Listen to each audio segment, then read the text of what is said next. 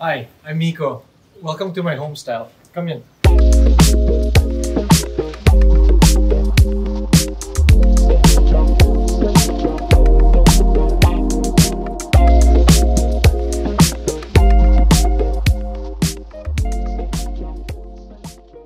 I'm Miko de los Reyes. I'm an architect. I specialize in residential architecture. This is my home. This is the library of the house. To give you a brief background on the house, I designed this house actually before I had gotten married. And after the wedding, we started to build the house. We wanted the house to be a reflection of who we were and how we imagined our family life to be. And so if you look around, all the decor of the house actually is made up of things that we collected from our travels. We have photos of our fondest memories and also old pieces that are family heirlooms. And so we wanted the house decor to also have a deeper meaning and be a story of who we are basically.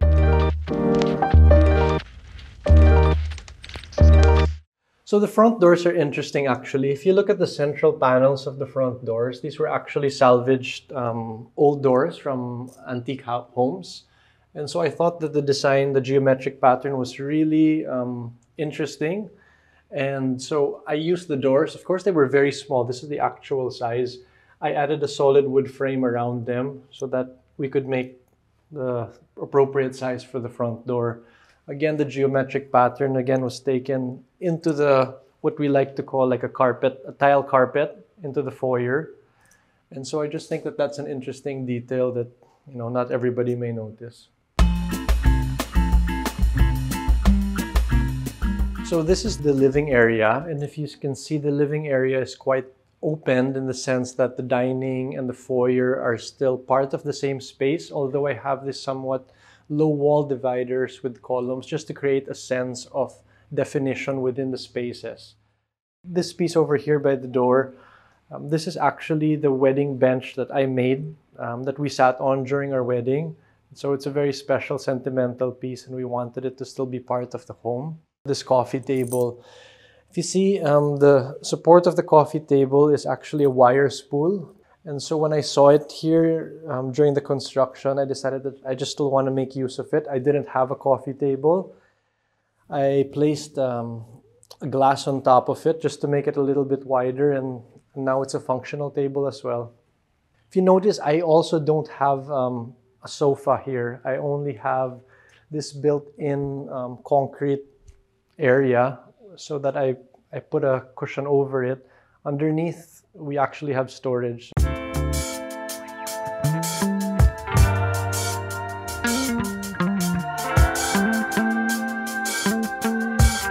So if you notice the flooring of the house, I mean, even on the second floor, you'll see it's predominantly done in polished cement.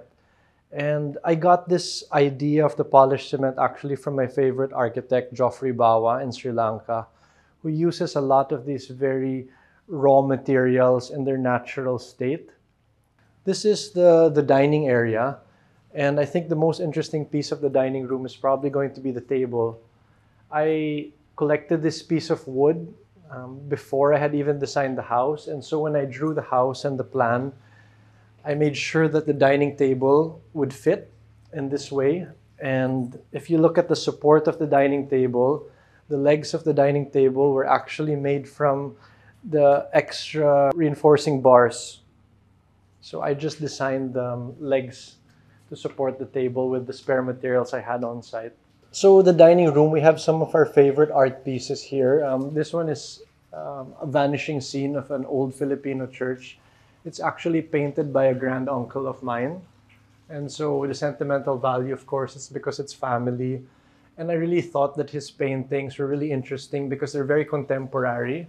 But he has this approach where he creates a very unique texture in his artwork. And so I took, again, inspiration from that texture and put this old piece from an old house. And you know, they were surprised that I just hung it as is. I didn't repaint it. I didn't refinish. And I said it reminds me of how he purposely created texture. And I think that there's artistry even in the natural aging of the piece as well.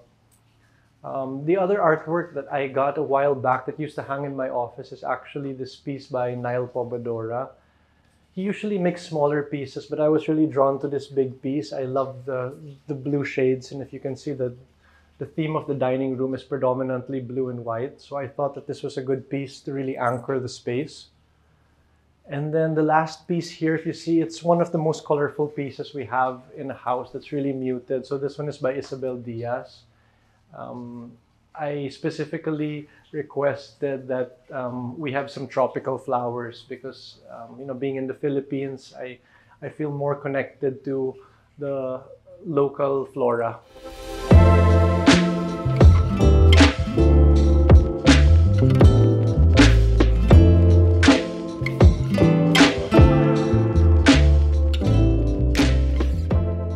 I think one of the most interesting features of the house is probably the staircase.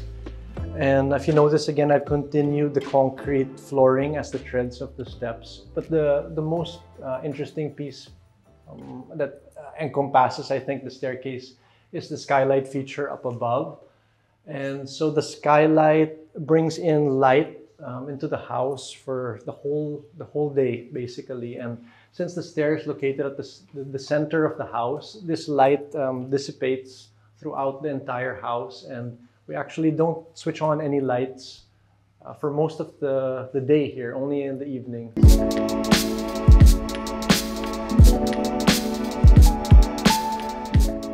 So this is the second floor hallway. We just have a small altar over here. This commoda is actually from Laguna also, and I thought that it's just keeping with the theme because the house is located in Laguna. I have a small gallery of collected artworks here from different artists. But I think it's worth noting that we actually had these smaller pieces commissioned. These are actually the views from around the village of our favorite areas. And then we have 2 bedrooms facing each other, and then the master's bedroom is over in that direction. So this is the master's bedroom area of the house. It's the entire rear portion of the house, actually. This first room is the ante room, but it's actually the walk-in closet also. So this central space leads out to the balcony, and it's also where most of the clothes are kept.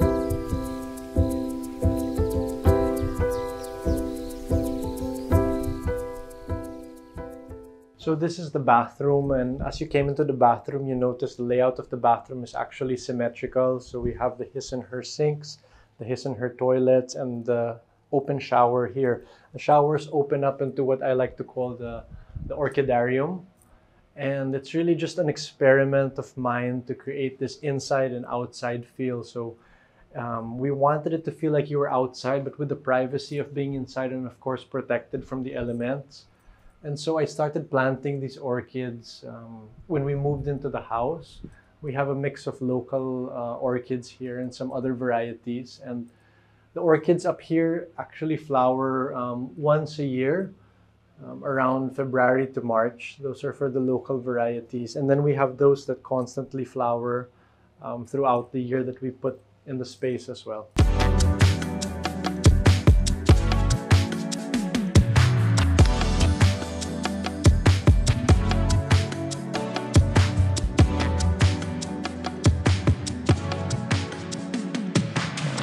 So this is the third floor of the house, where I think of it as our bonus area. This is where we work and play. We have our work desks here. We have my daughter's homeschooling activities and also her play area here.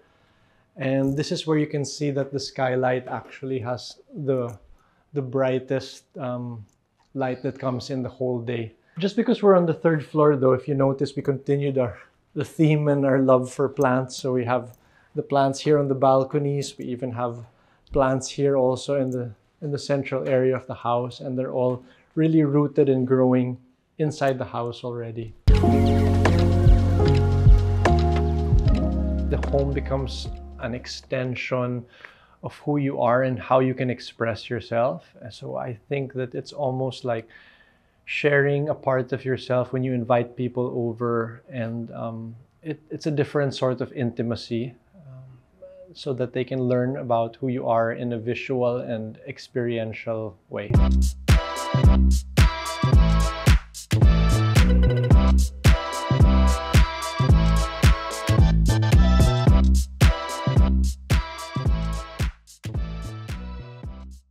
Thank you, everyone. Thank you for the time. I gotta go. So, bye.